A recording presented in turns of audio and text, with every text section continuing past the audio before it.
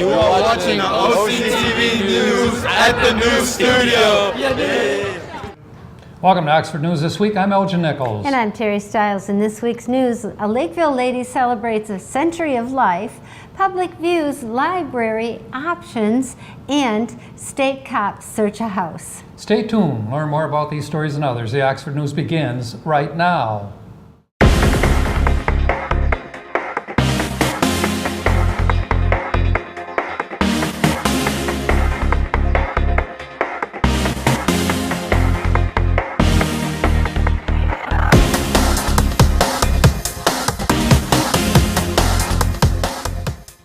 Multiple Michigan State Police units were dispatched to Oxford Township last week to execute a warrant concerning a criminal sexual conduct investigation.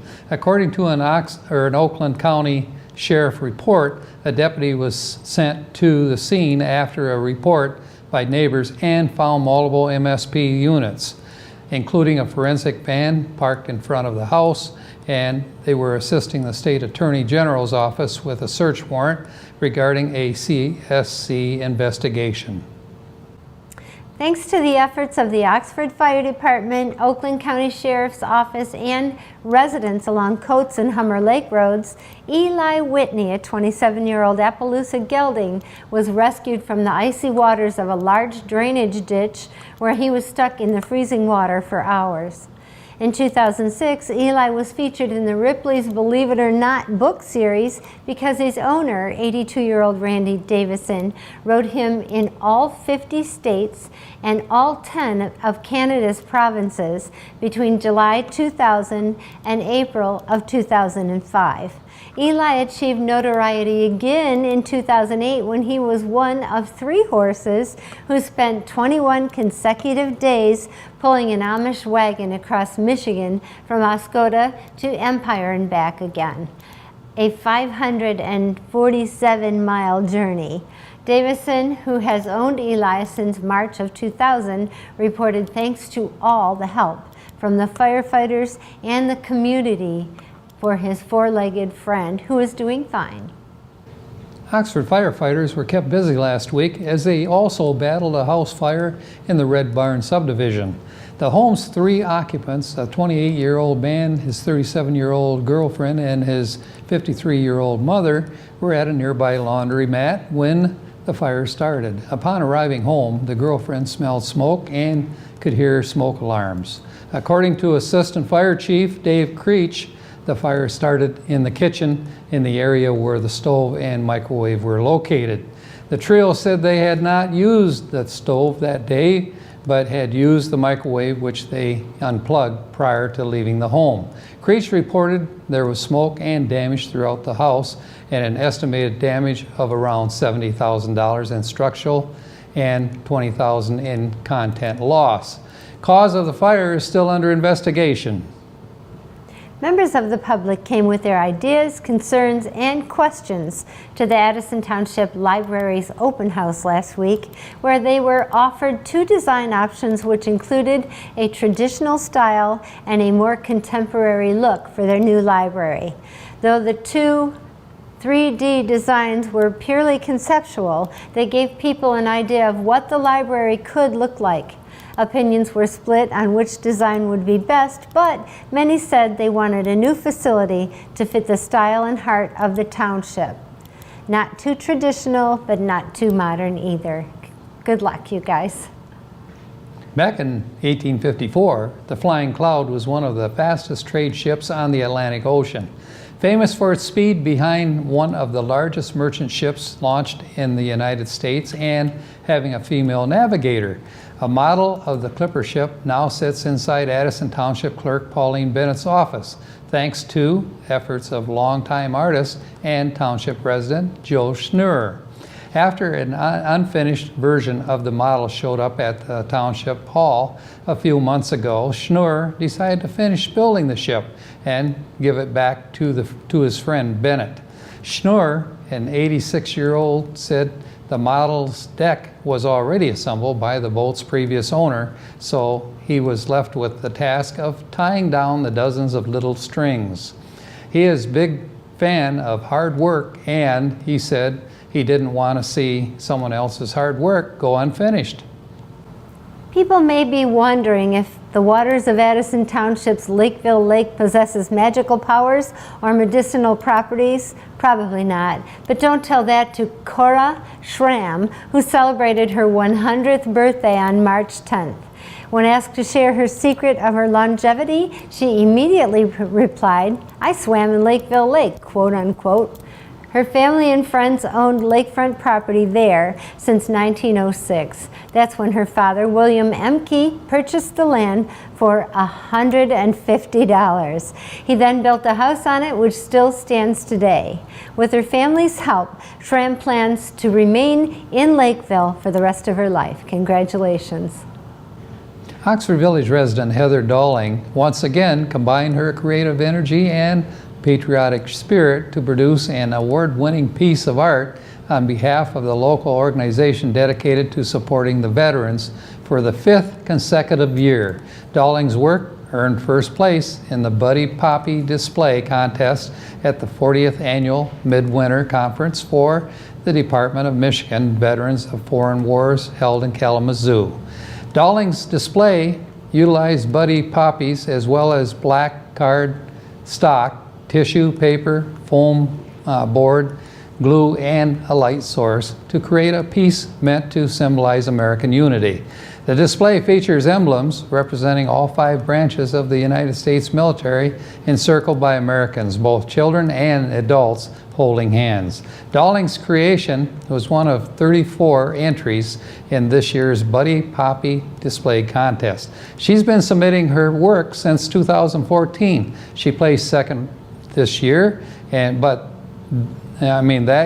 has walked away with gold, get this, gold every year since then. It's pretty fantastic. Lance Kennedy freely admits his Eagle Scout project isn't the most glamorous thing, but he believes it's something that will help solve a problem and improve public amenities. On last Sunday afternoon, the Oxford High School senior, along with some fellow members of the Boy Scout Troop 366, placed 7 dog waste bag dispensers along the Pollyant Trail. Each of them holds about 500 biodegradable bags for collecting and disposing of canine waste. This month, Kennedy oversaw construction of the wooden containers, then supervised their installation. The dispensers were attached to the wooden posts above trash cans at 7 spots along the trail. Kennedy has wanted to become an Eagle Scout, the highest rank attainable in the Boy Scout program of America, since his days as a student at Daniel Axford and Oxford Elementary Schools. He's almost there. So use those dispensers, would ya? Work has begun in renovation of an existing facility on the Crossroads for Youth campus so it can house current and future female victims of abuse and neglect during their treatment and healing.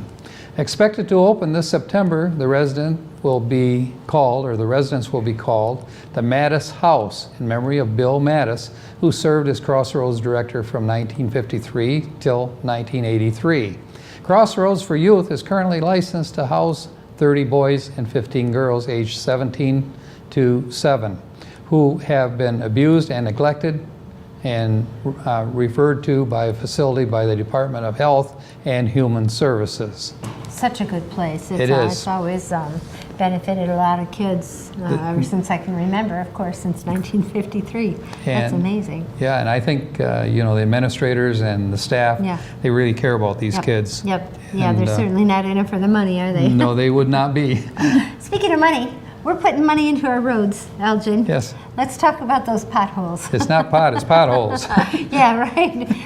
We should be making money on pot and putting it into the potholes, but I'm not sure that's how it's working. Actually, the Oakland County Road Commission has a website, and if you see a pothole that needs to be filled, if it's about the size of a swimming pool, you might want to... There's a few of those. Yeah, a few of those.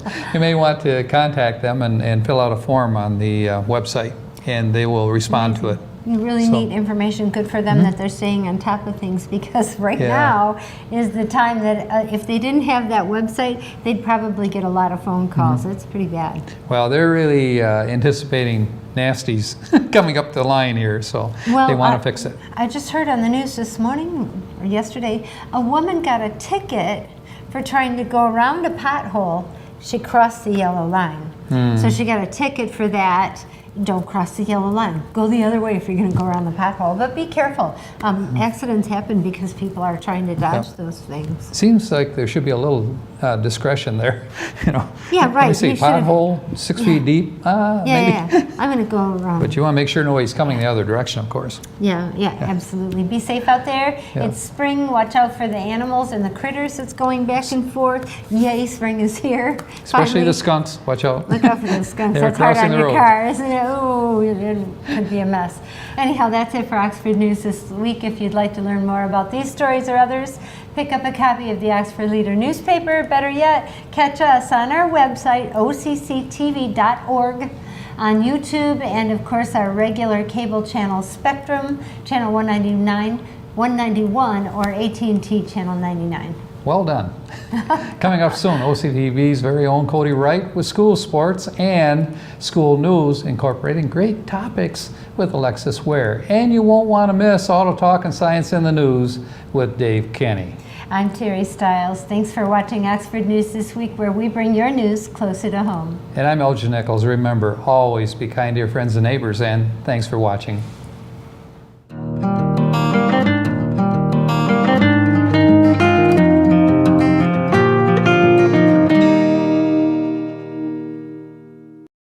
You're watching OCTV from the new studio.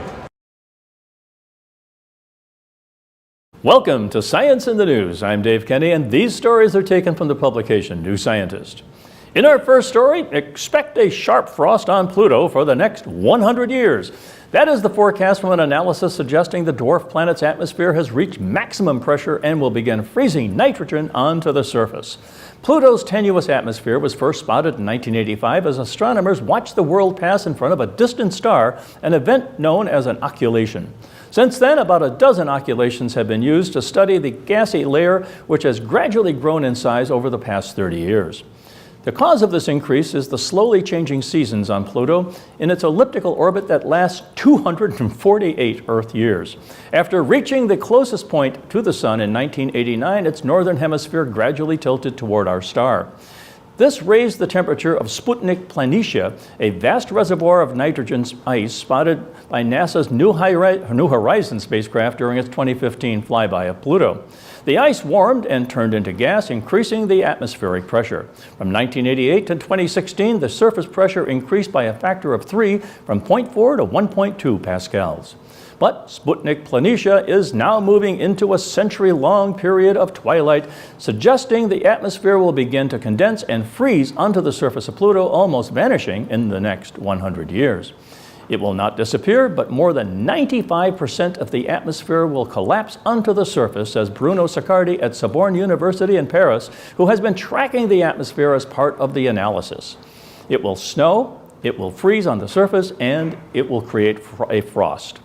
The results let us get a glimpse of Pluto on a longer time scale than a spacecraft's brief flyby, says Leslie Young of the New Horizons team. It really highlights the importance of both ground-based observations and space observations, she says. Wow. And in Russia, the Russian military is building an unusual electric flying vehicle that will look more like a paddle steamer than a conventional aircraft. In 1909, Russian engineer Evgeny Shverchkov proposed the cyclocopter, which has a side-mounted cylindrical rotating wings composed of many wing-like blades. Some versions actually flew in the 1930s, but only briefly, as they were unstable due to the lack of electronic flight controls. Russia's military research wing, the Advanced Research Foundation, or FPI, is now reviving the idea. In principle, cyclocopters are appealing because they can take off and land vertically, and they can fly efficiently. The FPI's new design will mean the cyclocopter should be able to carry twice as much weight as a helicopter the same size, says project engineer Yan Chibasov in a statement. However, achieving that won't be easy. Researchers have been working on smaller cyclocopters for years.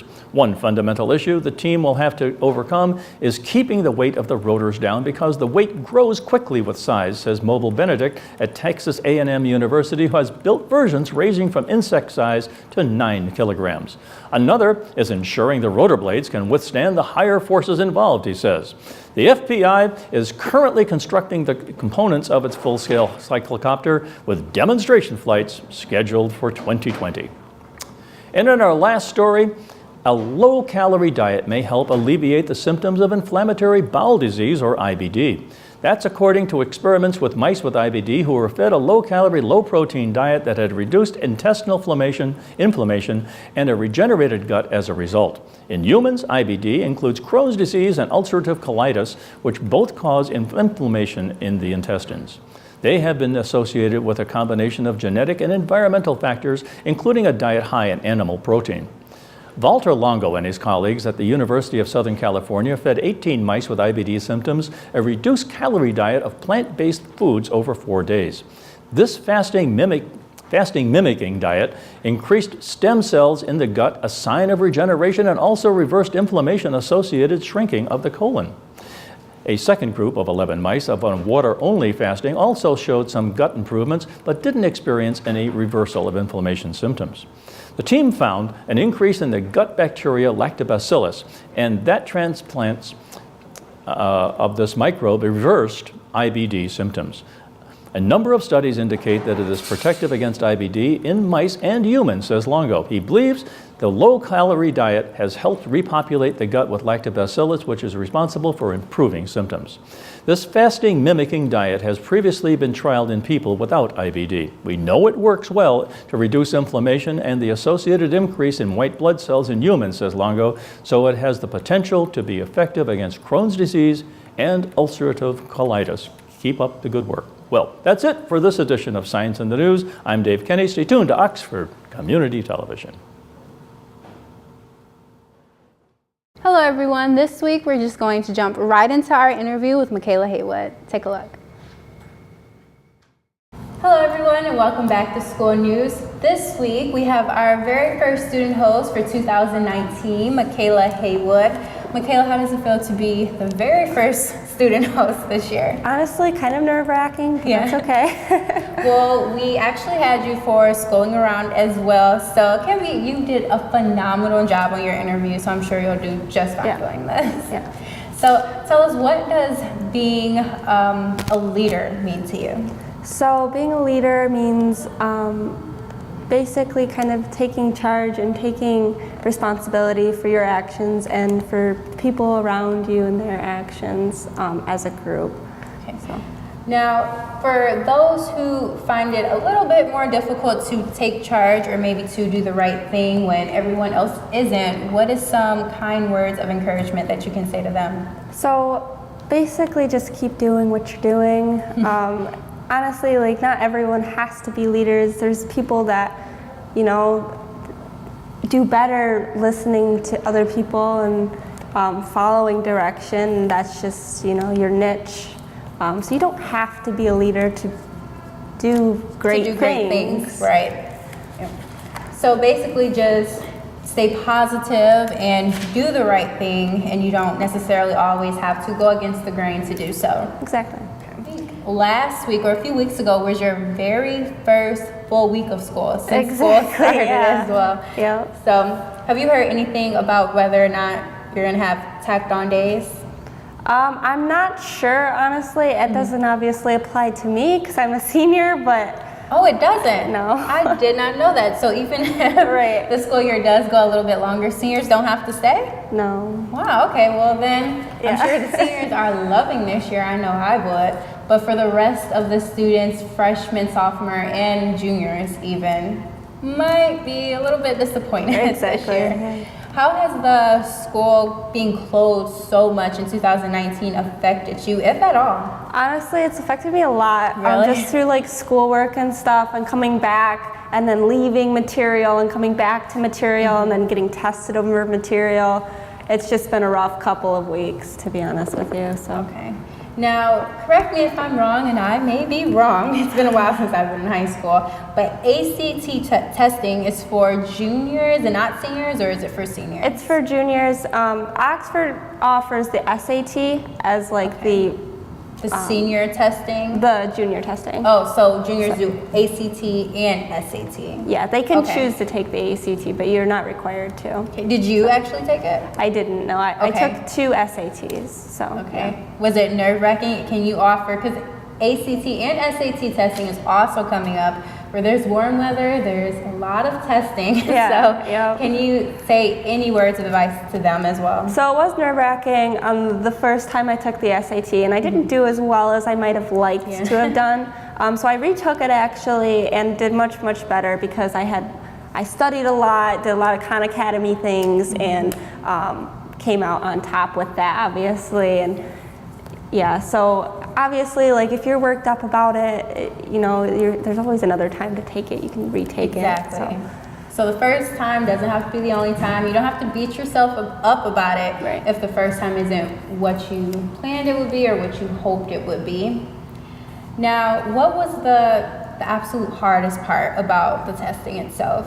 So honestly, it was just being in the testing room for the amount of time. Just being as a high schooler, you're allowed to leave, and the test isn't that long, but it seems like a long time because you're just sitting there bubbling things in. So, you know. I remember nothing else about my high school experience. I definitely remember the ACT testing, and it was an intense time, to explain it lightly. But thank you for being a student host for this week, our very first student host of 2019. And again, congratulations on your scholarship as well as being a senior. Yeah, it's coming thank you. very quickly. Absolutely. If you or someone you know would like to be a student host, you can reach out to us on our Facebook page at Oxford Community Television or send us a quick email at occtv.org. Until next time, I'm Alexis Ware. What's going on, Wildcat fans? Cody right back here once again for this week's sports report.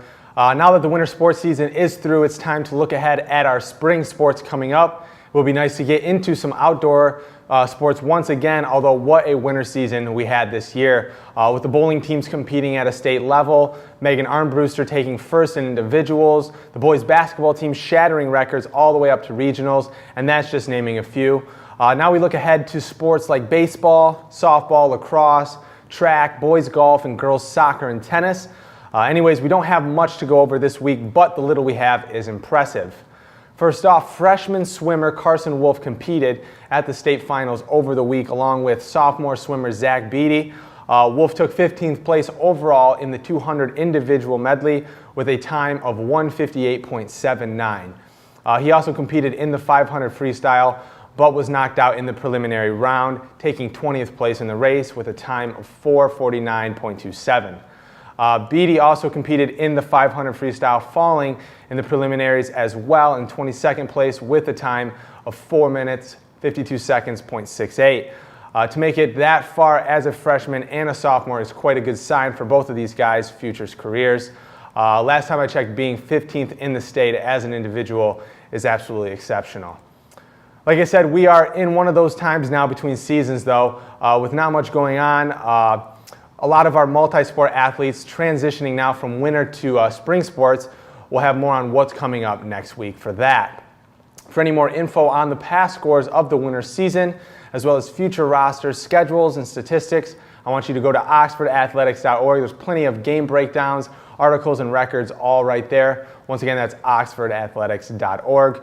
While you're at it, might as well check us out at occtv.org. All of our coverage of the sporting events, as well as many other programs we put together for the community, can be found on our YouTube page, which you can access through the website. Once again, that is occtv.org. I want to thank you all for watching and remind you all to tune in next time. But until then, I'm Cody Wright. Go Wildcats. Welcome to this edition of Auto Talk. I'm Dave Kenny, and these stories are taken from the publication Automotive News. In our first story, General Motors said on March 11th that self-driving car subsidiary Cruise plans to hire 1,000 more people over the next 9 months as the #1 U.S. car maker aims to launch a robo-taxi service by the end of 2019. We have plans to double in size by the end of this year, Cruise spokesman Ray Wirtz said. Wirtz said the majority of those hired will be engineers, but didn't give a specific number. The company currently employs more than 1,000 people. The unit's Human Resources Division will be led by file sharing and storage company Dropbox Inc.'s Arden Hoffman. Technology news website TechCrunch reported on March 11th. Cruise, valued at about $14.6 billion, also plans to triple its office space in San Francisco. And at Mazda, Mazda hopes design and driving dynamics will give its CX-30 an advantage over rivals in the booming compact SUV segment. The CX-30 has the flowing beauty of a coupe, despite the SUV proportions, Mazda said, as the SUV was unveiled on March 6th. It will go on sale in Europe in the summer and will be rolled out to global markets. The SUV will reach the U.S. early next year, Motoring Press report said. Mazda said a U.S. sales date has not yet been announced. Mazda said the CX-30's improved all-wheel drive and vectoring control systems enhance traction and grip while offering real-world fuel economy almost as good as a front-wheel drive vehicle. The CX-30 is 173 inches long, 70.6 inches wide, and 60 inches tall. Luggage capacity is 15 cubic feet. The CX-30 has the automaker's latest Kodo design language with curved surfaces on the body panels that create changing reflections. Like the new Mazda 3, the CX-30's powertrain lineup offers a 2-liter gasoline engine with a mild hybrid system and a 1.8-liter diesel engine. A Skyactiv engine with spark control compression ignition technology will debut by the end of the year, Mazda CEO Akira Muramoto said. And Mazda says Skyactiv X combines the best traits of diesel and gasoline engines. And on the recall front, Fiat Chrysler Automobiles will recall about 965,000 gasoline-powered vehicles in the U.S. and Canada that do not meet emission standards and will replace their catalytic converters, officials said on March 13th. The recall was prompted by in-use emissions investigations conducted by the EPA and in-use testing by Fiat Chrysler as required by U.S. regulations, the U.S. agency said. EPA said it will continue to investigate other Fiat Chrysler vehicles that are potentially non-compliant and may become the subject of future recalls. The recall covers nearly 863,000 U.S. vehicles and 103,000 Canadian vehicles, Fiat Chrysler said. The recall includes 2011 to 2016 Dodge Journeys, 2011 to 2014 Chrysler 200s and Dodge Avengers, and 2011 to 2012 Dodge Calipers, and 2011 to 2016 Jeep Compass and Patriots. Fiat Chrysler said in a statement the EPA announcement has no safety implications, nor are there any associated fines. The company declined to estimate the cost of the recall, only to say it had accounted for the cost in the fourth quarter of 2018.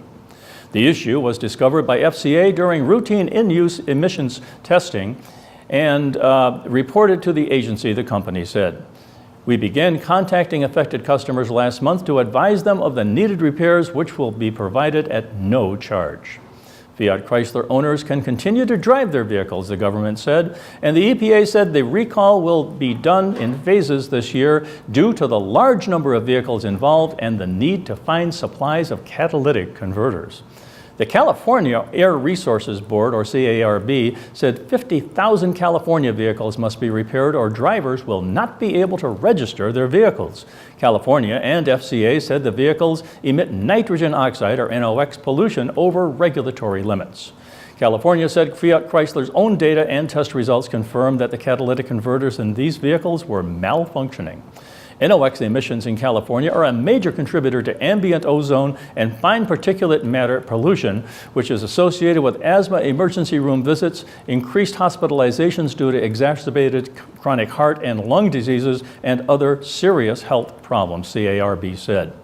In January, FCA agreed to a settlement worth about $800 million to resolve claims by the U.S. Justice Department and the state of California that it used illegal software to produce false results on diesel emission tests. It's awaiting the outcome of a criminal probe. The Hefty penalty was the latest fallout from the U.S. government's stepped-up enforcement of vehicle emissions rules after Volkswagen Group admitted in September of 2015 to intentionally evading emission rules.